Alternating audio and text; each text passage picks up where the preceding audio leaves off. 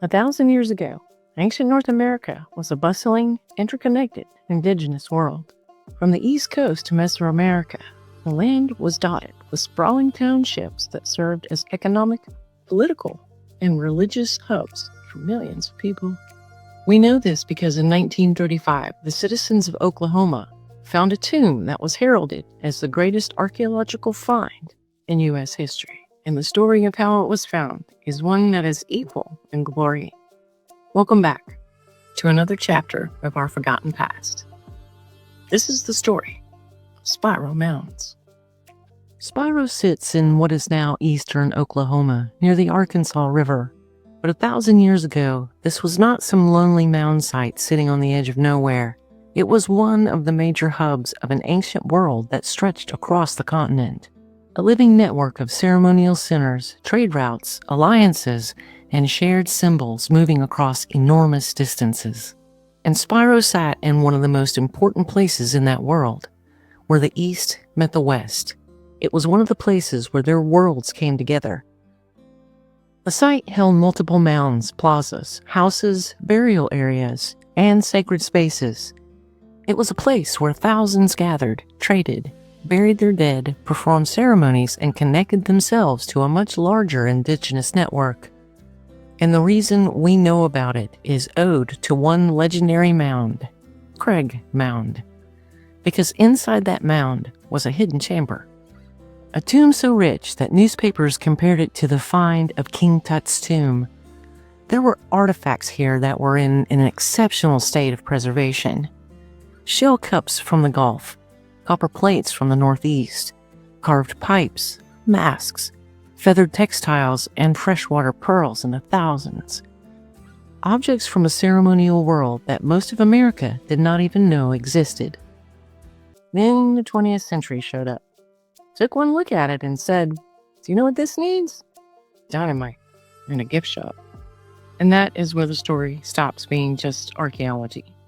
Because Spiro was not carefully opened by a team of archaeologists brushing dirt away with tiny tools while a violin played in the background. Spiro was cracked open during the Great Depression in a perfect storm of leases, shovels, and legal protection, equivalent to a screen door in a tornado. And that is the part that is almost too absurd to believe. By the 1830s, the Spiro Mounds Center had been abandoned for centuries when the Choctaw were forced to leave their home and move to the Oklahoma Indian Territory. By the time the looting began in 1933, the Choctaw had lived with the mounds on the landscape for roughly 100 years. They farmed around them and they let them be. Then came allotment, because apparently the American government looked at indigenous lands and said, "You know what this needs? Paperwork, taxes." The U.S. government broke up the Choctaw Nation's land and allotted it into parcels to individual people. And that is how the land containing the northern part of Craig Mound ended up with a woman remembered as Aunt Rachel Brown. And Rachel Brown protected it. She did not let people dig there. And when she died, the land passed to William Craig. And this is where Craig Mound gets its name. And Craig also kept people at bay. So before Oklahoma had laws strong enough to protect this place, people protected it with one very simple word: no. For decades, that worked. Then William Craig died, and the land was passed to his 2 grandchildren, who were still minors. Their guardian, George Evans, became responsible for the property.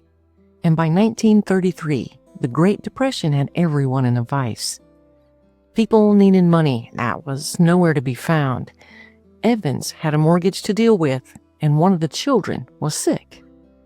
And suddenly, one of the richest ancient sites in North America was sitting there in a country where a few $100s looked like survival. So Evans took one look at Craig's Mound and said, "I don't know what this needs, but we need a home and medicine." And that is what makes this part uncomfortable. Because this was not just mustache-twirling evil. It was pressure. It was human pressure. It was economic pressure. And the kind of pressure that turns horrible ideas into a very plausible option. And waiting on the other side of that pressure was a thriving market for what people politely called Indian relics. Collectors wanted them, dealers wanted them, museums wanted them, hobbyists wanted them. America had also spent the previous decade losing their mind over King Tut, so the public had already learned to understand ancient tombs in exactly the worst possible way. As treasure, private land, weak laws, a hot relic market, a desperate economy, a mound full of objects that someone could sell. This was the machine. Enter the Pocola Mining Company, and yes, they called themselves Mining Company because apparently grave robbers with some paperwork lacked a certain professional flair. In 1933, they leased Craig Mound for around $300. The diggers had a lease. The Guardian had money. The relic market had inventory. And Craig Mound had just acquired the worst tenants in American archaeology. The Pocola men were not there to understand Spiro. They were there to extract anything that could be sold. And at first, they found just enough to keep going. Some shell, stone, copper, and burials. Objects that should have immediately screamed, maybe stop treating this place like a scratch-off ticket. But they did not stop. They dug. They tunneled. They hacked into the mound. And the more they found, the more this looked less like archaeology and more like Black Friday sales with some corpses. Now, archaeology was not absent from this story.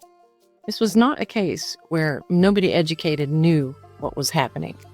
In 1914, Joseph Thoburn from the University of Oklahoma had already recorded the site as Indigenous. The science existed, and there were trained archaeologists, universities, museums, and field methods. People who knew exactly how destructive this was. But archaeology was still young as a protected science in America. It had the knowledge, but it did not always have the power. The law was weak, and the government was slow, and the site was buried under private deeds. The diggers had legal paperwork, and the buyers had cash. So the archaeologists were left in the deeply familiar position of experts in a broken system, standing there in horror saying, "Please, could you stop?" And all the looters heard was, "Dig faster." The archaeologist who tried hardest to stop this mess was Forrest Clements from the University of Oklahoma. Clements understood Craig Mound was being destroyed. He tried to intervene. He tried to buy out the lease. He tried to get the digging under control. And when his efforts failed, he pushed for its legal protection. In 1935, Oklahoma finally passed its first antiquities law. Which sounds great until you remember that the mound was already being gutted. This was not a seatbelt before the crash. This was someone inventing a seatbelt after the car was already upside down in a ditch. But the new law gave the state a way to control excavations with permits, and Clements became the person who could approve or deny said permits. And suddenly, the Pocola men had acquired the most terrifying thing a treasure hunter can face: oversight. In November of 1935, the local sheriff gave the miners the boot. For a moment, it looked like the worst of the damage might be over. Clements, satisfied, believed the situation was under control. And then he left Oklahoma to teach a round of summer school in California, which is the exact moment this story turns into every disaster movie ever made. Because the second the adult left the room, the Pocola men did not take a moment to reflect on ethics, ancestors, law, or the consequences of their actions. In the shake of the lamb's tail, the miners returned and went straight for the heart of Craig Mound. At about 26 feet into a tunnel on the northeast side of the Craig Mound, they broke into a hidden chamber, the Spirit Lodge. This is the moment Spiro became famous.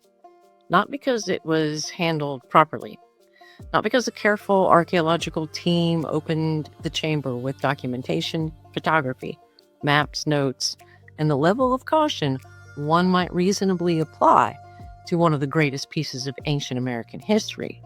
Spiro became famous because men racing the law broke into a sealed chamber and found something unbelievable. The Spirit Lodge was not a random burial spot. It was a constructed sacred space. Cedar poles that formed an inner teepee and then sealed in a layer of clay so that it would last forever. A deliberate arrangements of objects were inside. It preserved materials that almost never survive in North American archaeology: wood, feathers, textiles, basketry, masks, objects that should have stopped everyone cold. Because this was not just treasure. This was a ceremonial world that was meant to last. The arrangement mattered. The placements matter. What was beside what matters. Context is the difference between an artifact and a story no one can prove. And the Pocola Mining Company treated context like packing peanuts. They pulled things out, broke things apart, sold what they could. Objects went to collectors, dealers, museums. Some simply disappeared. And that is the real damage. Not just that objects were taken, but that the meaning was torn apart. It's like finding the greatest book ever written about ancient North America and then watching someone rip out the pages, shuffle them, sell the pictures, lose chapter 3, and mail the cover to a guy in Kansas City. Congratulations. You still have pieces, but the story is bleeding out on the floor. And then came the publicity, because of course there's always publicity. And once the chamber became known, newspapers could not resist the comparison. America had its own King Tut, a spectacular ancient tomb, a treasure chamber in Oklahoma, a find so rich it sounded impossible. And that comparison did exactly what comparisons like that always do. It made people pay attention. But it also made the whole thing sound like buried treasure instead of indigenous history. Spiro did not matter because it reminded people of Egypt. Spiro mattered because it was Spiro, a place that preserved materials and symbols from a world America refused to even admit existed. But North America had one of the richest ceremonial sites on the continent, and we are currently watching it be destroyed by men with a lease, is apparently a less catchy headline than the King Tut of Oklahoma. And that is the problem. America finally noticed Spiro when Spiro was turned into a roadside market stand. The damage to Craig Mound was enormous. For 2 years, the looters had torn into it. They destroyed a massive section of the mound. They scattered objects into the relic market. And by the time professionals could properly excavate what remained, the heart of the find had already been mauled. But this disaster had not yet reached its full theatrical potential, because then came the dynamite. Craig Mound was blown up, and the exact details are messy. For years, people repeated the story that the looters dynamited the chamber out of spite when the law started closing in. Newer research complicates that. The tunnel may have remained after the lease ended. Local farmers may have blasted it later because the damaged mound had become a hazard for collapsing. So the honest version is this: the mound was looted, the chamber was gutted, something was blasted, and even the explosion comes down to us through rumor, ad records, and a crime scene that had already been destroyed. Which feels painfully appropriate for this site, because at Spiro, even the ending of the destruction got damaged. After the looters came archaeology. Late, angry, underpowered, but they were finally there. In 1936, archaeologists armed with WPA workers began excavating what remained of Craig Mound and the surrounding site. And despite the looting, what they found was still extraordinary. Hundreds of burials, thousands of artifacts, evidence of a world far richer, more connected, and more complex than most Americans have been taught to imagine. That is the part that should make all of us pause. Because if this much survived after the whole sacred mound as a side hustle episode, what did Spiro look like before? and what was lost before anyone noted it, and what was sold before anyone recorded it. When archaeology entered, they were essentially the cleanup crew. The house was already on fire and the roof had collapsed, and someone was selling the furniture in the driveway. And archaeology showed up with a notebook, a tiny brush, and a fixed expression of disbelief. But the work did matter, because even what remained of Spiro still changed history. It showed a ceremonial world of interconnected regions that spanned the entire country. It showed that ancient North America had monumental centers, religious systems, political power, and continent-wide relationships far beyond the little empty map version so many people have been taught. Spiro expanded the American imagination, but first it expanded the bank accounts of relic dealers, and this story hits differently. The New York sites we learned about in previous episodes were absurd because Ohio kept finding ridiculous uses for ancient monuments. Dams, amusement parks, militia camps, golf courses. But Spiro is absurd in a much darker way, because it was not saved by being used wrong. Spiro was damaged because modern America realized it could be sold. Eventually, it was protected. Today, Spiro Mound is owned and operated by the Oklahoma Historical Society, and you can visit it, walk the site, see the mounds, and try to imagine what was there before the tunnels, the relics, dealers, dynamite, and the gift shop version of the past. That is the story of Spiro Mounds, and what a story it has to tell. America's so-called King Tut's tomb, and one of the most unbelievable archaeological heists in United States history.